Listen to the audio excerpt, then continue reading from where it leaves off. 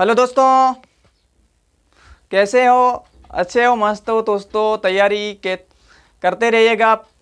जैसे जैसे अब स्कूल ओपन होने वाली है, यानी 1 जुलाई से आपकी स्कूल ओपन अब 1 जुलाई से होंगी। और जो योग दिवस है 21 जून होगा, उसी 21 जून के बाद में क्या होगा, शिक्षक तो अपनी उपस्थिति देंगे, लेकिन विद्यार्थियों को नियमित रूप से वो है 1 जुलाई से उनको स्कूल आना है। तो उन सभी विद्यार्थी जो स्कूल का इंतजार कर रहे हैं, तैयारी के स्कूल ओपन होने के बाद करेंगे, मैं कहता हूँ अभी से स्टार्ट कर दो, जिससे कि आपका नोट्स स्टार्ट हो जाएगा। अगर आप टीचर से एक कदम आगे बढ़ोगे तो आपका एक अच्छा खासा मतलब आप उनसे आगे बढ़ोगे, जैसे कि वो पढ़ाएंगे वो भी आपको शानदार समझ में आएगा, प्लस आपके नोट्स और बुक्स का रीडिंग मार्को 3 का आपको अगर का 3 आपका साथ मिलेगा, तीनों का नोट्स बुक्स और टीचर का, तो मैं समझता हूँ आपका एक अच्छे नंबर आने के चांस रहेंगे। अगर आप नए हैं तो प्लीज़ चैनल को सब्सक्राइब कीजिए और बेल आइकन का घंटा दबाना ना भूलिएगा, जिससे कि आने वाले वीडियो का नोटिफिकेशन मिलेगा। लाइक शेयर कमेंट भी करते रहिएगा। लाइक नहीं करते हैं, लाइक तो करते जाइए प्लीज़। और चैनल पर नए आए हैं तो ज़रूर चैनल को सब्सक्राइब कीजिए, जिससे कि आने वाले वीडियो का नोटिफिकेशन मिलेगा। अगर आप नोटिफिकेशन मतलब चैनल को सब्सक्राइब नोटिफिकेशन ऑल पे सेलेक्ट नहीं करते हैं तो आपको नोटिफिकेशन नहीं मिलेगा। आप नोटिफिकेशन ऑल पे सेलेक्ट कीजिए, जिससे कि आने वाले वीडियो का नोटिफिकेशन आपको मिलेगा। ठीक है। आज कक्षा 12 के विद्यार्थी जो 2 दुर्वृत्ता का अंत चैप्टर दूसरा है, उसका आज तीसरा ये भाग होने जा रहा है पॉलिटिकल साइंस में। ठीक है।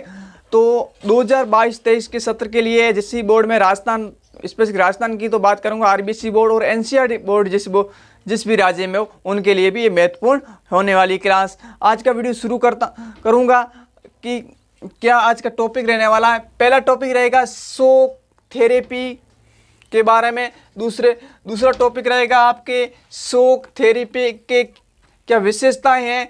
तीसरा टॉपिक रहेगा आपको शॉक थेरेपी के क्या परिणाम रहे। और उसके बाद में नेक्स्ट टॉपिक रहेगा और संघर्ष व तनाव। और उसके बाद में आगे वाला टॉपिक है वो रहेगा आपको सोवियत प्रणाली को सराहने के प्रमुख आधार। और इसी से जुड़ा हुआ एक प्रश्न है, शीत युद्ध के दौरान भारत व यूएसएसआर के बीच गहरे संबंध होने के क्या कारण थे, इसके बारे में बात की जाएगी। ठीक है। आपको शुरू से अंत तक वीडियो में पूरा वॉच करना, जिससे कि मैं इसमें कुछ ऐड करूंगा। कोई विद्यार्थी ऐसा है जो पूरा वीडियो नहीं देखता, उनके लिए एक नुकसान होगा, क्योंकि अगर इतनी मेहनत करके 2 घंटे आपके लिए कर रहे हैं तो आप 15 मिनट तो दे ही सकते हैं अगर कुछ करना चाहते हो तो। पहला है शॉक थेरेपी। शॉक थेरेपी का मतलब चोट पहुंचाकर उपचार करना। ठीक है, चोट पहुंचाकर उपचार करना। ठीक। और ये मॉडल किसका है? ये मॉडल है आपको, ये मॉडल किसका है? ये शॉक थेरेपी किसका मॉडल है, मतलब किसका प्रतिरूप है? मॉडल का मतलब किसका प्रतिरूप है? वो है विश्व बैंक और अंतर्राष्ट्रीय मुद्रा कोष जो IMF है, उनकी ये देन है। ठीक है, उनके द्वारा ये तैयार किया गया है। ठीक है, ये विश्व बैंक और एक अंतर्राष्ट्रीय मुद्रा कोष। और ये क्या कहता है, शॉक थेरेपी क्या कहती है कि साम्यवादी से पूंजीवादी विचारधारा में परिवर्तन। मतलब ये साम्यवादी को क्या करना चाहती है, ये समाप्त करना चाहती है और पूंजीवाद में परिवर्तित करके पूंजीवाद को एक प्रकार से बढ़ावा देना चाहती है। जो मैं बोल रहा हूँ नोट्स टाइप में बोल रहा हूँ, आप इसमें इस प्रकार लिख सकते हैं वीडियो एडजस्ट करके। और ये अगर आप ये आगे देखें तो दूसरा टॉपिक है, इसके उद्देश्य क्या रहे? साम्यवादी है, ये पूंजीवादी में परिवर्तन ये करवाना चाहते हैं, मतलब इनको साम्यवादी को समाप्त करना और पूंजीवादी को बढ़ावा देना। ठीक है, जो शॉक थेरेपी ही बात कहती है। अर्थ इसका बता दीजिए, अर्थ है इसका 1 नंबर का आपको प्रश्न पूछा जाएगा कि शॉक थेरेपी का क्या अर्थ है, तो चोट पहुंचाकर उपचार करना। ठीक है, इसका उद्देश्य है पूंजीवादी जो अर्थव्यवस्था और लोकतंत्र अपनाना।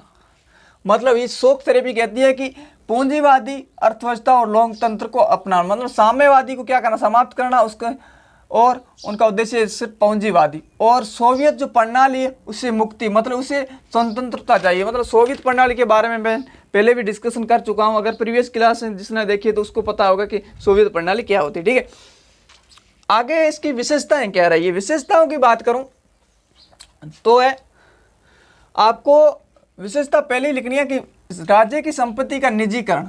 शॉक थेरेपी की विशेषता है कि राज्य की जो संपत्ति है उसका निजीकरण। आप सभी को पता पूंजीवाद है वो किसको बढ़ावा देता है, निजीकरण को बढ़ावा देता है। तो इन्होंने शोक थेरेपी वही है जो निजीकरण को क्या देती है, बढ़ावा देती है। राज्य की संपत्ति जो भी है, जो धन है, उसको ये निजीकरण में बढ़ावा देती है, मतलब निजीकरण करती है, ठीक है। दूसरा टॉपिक आप लिखो विशेषता में, वो सामूहिक फोरम की जगह, जो सामूहिक जो सबके विकास की जगह, वो सामूहिक फोरम पर जगह निजी जो फोरम है वो स्थापित करना। सामूहिक मतलब सबका, सभी का एक प्रकार से, और निजी का मतलब एक स्पेसिफिक निजीकरण, ठीक है, निजी हाथों में बांट देना। तो निजी जो फोरम का मतलब होता है जो भी खेत होता है इस प्रकार से कृषि से संबंधित, ठीक है, इसका आपको ध्यान रखना। आगे देखें मुक्त व्यापार नीति को अपनाना। मुक्त व्यापार नीति को अपनाना इस शोक थेरेपी की एक क्या है, विशेषता है। आगे आप विशेषता लिखो इसकी, आगे इसकी विशेषता, ये 3 विशेषता होगी, चौथी विशेषता आपको लिखाने जा रहा हूँ। चौथी लिखो मुद्राओं की आपसी परिवर्तनता। लिखो मुद्राओं की आपसी परिवर्तनता, मतलब मुद्राओं का एक दूसरे से परिवर्तन करना, ठीक है। और 5वां इसका विशेषता है पश्चिमी देशों की आर्थिक व्यवस्था से जुड़ा। पश्चिमी मुल्क, पश्चिमी देशों से क्या है कि आर्थिक जो उनकी व्यवस्था पश्चिमी देशों से उनसे उनका जुड़ाव एक प्रकार से, ठीक है। ये 5 विशेषताएं हैं, आप नोट डाउन कर देना अपनी नोटबुक में, ठीक है। आगे देखो, आगे टॉपिक है शोक जो थेरेपी है वो अपनाएगी, आखिरकार उसके परिणाम क्या रहे, उसके रिजल्ट क्या रहे, उसके बात करूं, वो परिणाम की बात करूं। वो पहला रहा कि अर्थव्यवस्था में गिरावट आई। जो शोक थेरेपी अपनाई गई उसमें क्या हुआ, जो अर्थव्यवस्था थी वो क्या की गई, गिरावट आई, अर्थव्यवस्था में आई गिरावट। दूसरा है रूसी जो मुद्रा है उसके मूल्य में क्या आई, गिरावट आई। आप सभी को पता है रूस की मुद्रा क्या है, रूस की मुद्रा है रूबल। क्या है, रूस की मुद्रा है रूबल, ठीक है। यहां से लिख लेता हूं, आप लिख लेना। 1 नंबर का आपको प्रश्न पूछा कि रूस की मुद्रा क्या है, वो है रूबल। इसमें क्या आई, गिरावट आई। इसका मूल्य है उसमें क्या आई, गिरावट आई, ठीक है। ये तीसरा जो इसका परिणाम हुआ बैंकों का क्या क्या, दिवालियापन, दिवालियापन। और चौथा इसका परिणाम हुआ खाद्यान्न व्यापार का आयात करना पड़ा। आप सभी को पता है कि शोक थेरेपी से पहले जैसे जो सोवियत संघ था, उन्होंने क्या किया, हथियारों पर इन्होंने क्या दिया, काफी बल दिया। इन्होंने जो परमाणु हथियार जो भी थे सैनिक से संबंधित, उन्होंने इस पर विशेष ध्यान दिया, लेकिन जो कृषि थी, खेती थी, उस पर विशेष बल नहीं दिया, जिससे क्या वो खाद्यान्न की कमी आई। और खाद्यान्न इनका एक परिणाम हुआ, खाद्यान्न, जिससे क्या हुआ, खाद्यान्न अगर कमी आई तो दूसरे देश से इनको आयात करना पड़ा। ये भी कारण था, परिणाम था शोक थेरेपी का, ठीक है। आगे 4 बिंदु लिख लिया आपने, समझता हूँ ये 4 पॉइंट लिख लो आप। उसके बाद में नेक्स्ट टॉपिक आप, मतलब टॉपिक नहीं, इसका 5वां कारण देखना है, समाज जो कल्याण व्यवस्था वो खत्म होगी। जो समाज कल्याण पर विशेष बल देती, जो समाज के कल्याण की योजनाएं बनाती थी, उनको क्या क्या समाप्त, मतलब उनको व्यवस्था थी वो खत्म की, एक प्रकार से समाप्त कर दी गई। आगे ये जो माफिया वर्ग था, माफिया वर्ग का जन्म हुआ। और 7वां लिखो अमीर और गरीबी में अंतर बढ़ा। शोक थेरेपी से परिणाम स्वरूप क्या हुआ कि जो अमीरी और गरीबी में वृद्धि हुई, मतलब उसमें वृद्धि हुई गरीब और अमीर में, ठीक है, एक प्रकार से। और आगे देखें 8वां कारण लिखो आप, राष्ट्रपति का संसद होती थी उसकी अपेक्षा क्या शक्तिशाली होना, किसका, राष्ट्रपति का। ये आपको ध्यान रखना है, ठीक है। तो ये इस प्रकार से 7 से 8 कारण मैंने बता दिए। अगर आप इस तरीके से लिखते हैं तो आपको अगर प्रश्न पूछता था शोक थेरेपी के परिणाम क्या रहे, क्या थे, तो आप लिखना कि सोवियत शोक थेरेपी के परिणाम निम्नलिखित हैं, और नीचे या पॉइंट 8 बना के लिख के आना। आपको 4 नंबर का हो या 3 नंबर का, आप पूरे में से पूरे नंबर में से कोई काट नहीं सकता, ठीक है। आपका लिखने का तरीका होना चाहिए, ठीक है। ये 8 पॉइंट हो गए। अब एक मैंने नोट डाला है, ठीक है, नोट डाला, आप लिखो इतिहास की सबसे बड़ी गैराज सेल किसे कहा गया, इतिहास की सबसे बड़ी गैराज सेल किसे कहा गया। गैराज सेल वो है 90% उद्योगों को निजी हाथों में सस्ता बेच देना। जो 90% उद्योग थे उनको क्या किया, इन्होंने निजी हाथों में बांट दिया। यानी बेच दिया एक प्रकार से, ठीक है, सस्ता है, बेच दिया, ठीक है। जैसा 90% ना के बराबर 90% उद्योगों को, 100 में से 90% उद्योगों क्या किया, निजी हाथों में बैठ दिया सरकार ने, सहकारी को निजीकरण कर दिया एक प्रकार से, ठीक है। आगे देखें तो संघर्ष और तनाव, एक टॉपिक है तनाव और संघर्ष। तो उसमें देखो संघर्ष और तनाव है और रूस से हुए। रूस के दो शहर थे या दो गणराज्य थे, कौन थे, एक था चेचन्या और दूसरा था दागिस्तान। कौन सा, एक चेचन्या और दागिस्तान में क्या हुआ, रूस के दो शहर थे, गणराज्य थे, उसमें क्या हुआ, हिंसक विद्रोह हुए। हिंसक विद्रोह, इसके कारण भी जानेंगे, लेकिन ये विद्रोह हुए, देख लो। विद्रोह को दबाने के लिए क्या किया, जो रूस के जो चेचन्या देख रहे हैं, चेचन्या, इन्होंने क्या किया, विद्रोह को दबाने के लिए क्या किया, मानवाधिकार का उल्लंघन किया, ठीक है। मानवाधिकार का उल्लंघन किसने किया, चेचन्या जो गणराज्य था, उन्होंने क्या किया, उल्लंघन किया एक प्रकार से, ठीक है। इन्होंने क्या किया, इन्होंने, आपको मैं बता देता हूं, इन्होंने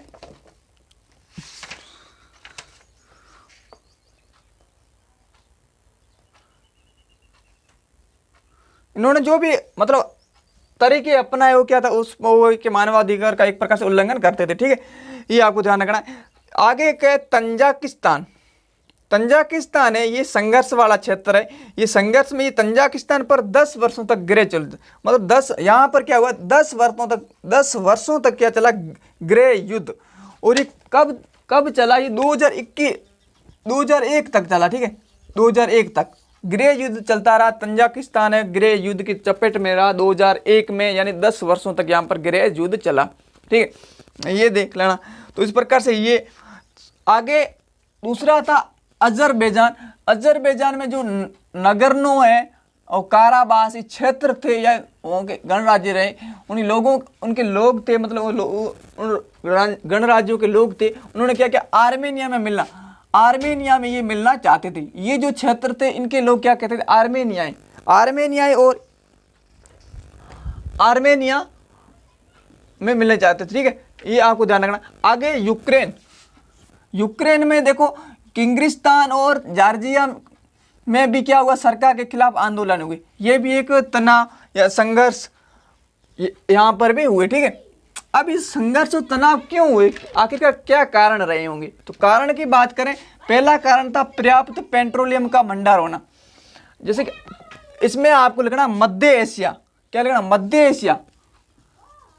मध्य एशिया में क्या हुआ, पर्याप्त मात्रा में क्या थे, पेट्रोलियम के भंडार थे। आप सभी को पता है, ईरान और इराक में सब मतलब तेल और खनिजों के लिए विश्व में मतलब प्रसिद्ध है, ठीक है। आपको इसके बारे में आगे चैप्टर है, उनके बारे में बात की जाएगी, ठीक है। ये पहला लिख सकते हो, पेट्रोलियम भंडार का होना, विशेष रूप से मध्य एशिया। दूसरा लिखो, सैनिक संगठन का बनना। आप सभी को पता, संयुक्त राज्य अमेरिका ने सितंबर 2011 में क्या किया, सैनिक संगठन है बनाना है, शुरू कर दिया था सैनिक संगठन, ठीक है। ये आपको ध्यान रखना। तीसरा था चीन का इसमें लाभ होता था, चीन का लाभ। और चौथा कारण लिखो, चेकोस्लोवाकिया का विभाजन। चेकोस्लोवाकिया का विभाजन कैसे, चेक एक तो बन गया चेक, दूसरा बना गया स्लोवाकिया। एक चेको बना प्लस एक चेको और दूसरा स्लोवाकिया, दूसरा बना रहा गणराज्य स्लोवाकिया, ठीक है। और दूसरा एक और है, उसका भी विभाजन है, वो था युगोस्लाविया का विभाजन। आप कारण लिखना, युगोस्लाविया का विभाजन, युगोस्लावाकिया,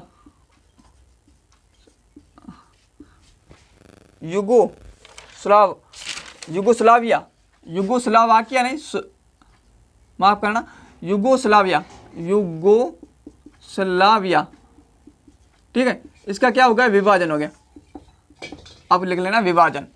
तो ये 3 से 4 या 5 कारण थे जो संघर्ष और तनाव होने के कारण थे, ठीक है।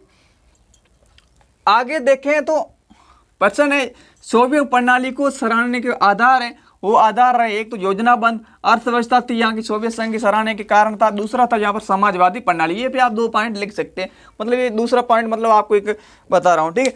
और महत्वपूर्ण पर्सन है ये आपके, ये तो है और ये, लेकिन ये देखो ये भी विशेषकर महत्वपूर्ण होने वाला है इस बार, ठीक है। इसका आपको विशेष ध्यान का रखना है। जैसे कि ये प्रश्न है कि जो शीत युद्ध के दौरान भारत और यूएसएसआर के गहरे संबंध होने के क्या कारण थे, क्या कारण थे उसकी बात करूं, वो था, आपको बता देता हूं। वो था, पहला था यानी आर्थिक कारण। आर्थिक का मतलब हुआ कि सोवियत संघ के सहयोग से क्या हुआ, भिलाई और बोकारो, और एक और था, वो था विशाखापट्टनम। विशाखा जो पट्टनम है वहाँ पर इस्पात एक है, इस्पात के कारखाने, इस्पात,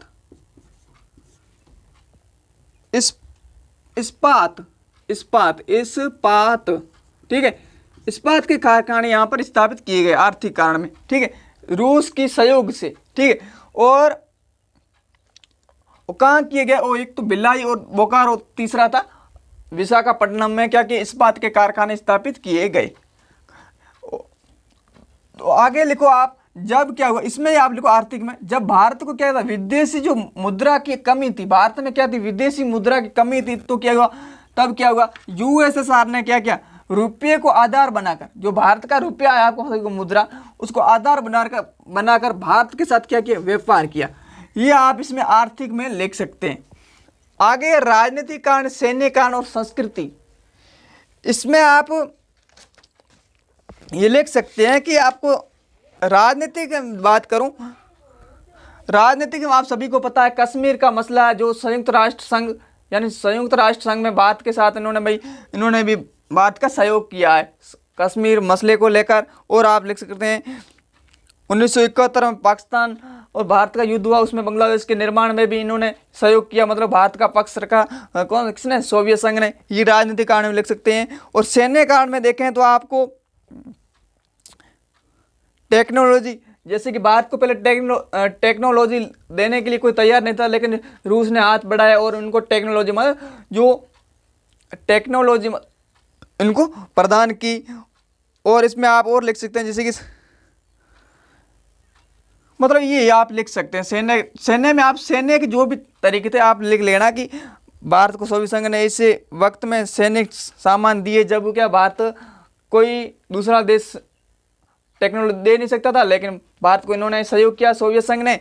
और इस सैन्य में और संस्कृति में देखें तो फिल्म, जो हिंदी फिल्म और भारतीय संस्कृत संविधान में लोकप्रिय थी। और बड़ी संख्या में क्या हुआ, भारत के जो लेखक और कलाकार वहाँ पर इन्होंने भी किसकी, सोवियत संघ की यात्राएं की। इस प्रकार से कला संस्कृति में लिख सकते हैं। तो ये था आज की क्लास। नोट्स के साथ में कैसी लगी, अगर अच्छी लगी है थोड़ी बहुत भी, जरूर चैनल को सब्सक्राइब करते जाइए और बेल आइकन का घंटा दबाना ना भूलिएगा, जिससे कि आने वाले वीडियो का नोटिफिकेशन मिलेगा। थोड़ी क्लास लंबी हो जाए 15 से 16 मिनट, उसमें कोई समस्या नहीं है। अगर आपको बेस्ट कंटेंट दिया जा रहा है तो आपको 15 मिनट में कोई बिगड़ने वाली बात नहीं है, ठीक है। और मिलूंगा नेक्स्ट वीडियो में। अपने दोस्तों के साथ जरूर शेयर कीजिए, आप सपोर्ट करेंगे तो ही आप अपन कामयाब होंगे। अगर आप सपोर्ट दिखाओ, ये आपसे रिक्वेस्ट करता हूँ, आप सपोर्ट करो अपने दोस्तों का, जितना हो सके जितना चैनल को आगे से आगे फॉरवर्ड करो, जिससे कि उनको फ़ायदा हो। और मिलूंगा नेक्स्ट वीडियो में। Vande Mataram, like share comment भी करते जाइएगा।